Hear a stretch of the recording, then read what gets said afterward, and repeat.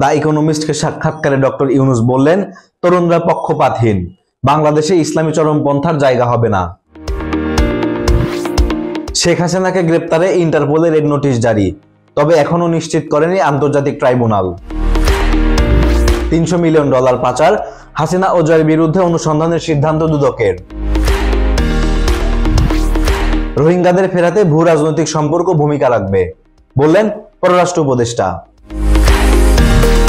ক্ষুব্ধ অ্যাডমিন ক্যাডাররা, জনপ্রশাসন সচিবের কার্যালয়ে অবস্থান। কুয়াশার মধ্যে ঢাকা মাওয়া এক্সপ্রেসওয়েতে কয়েকটি যানবাহনের সংঘর্ষ, একজন নিহত।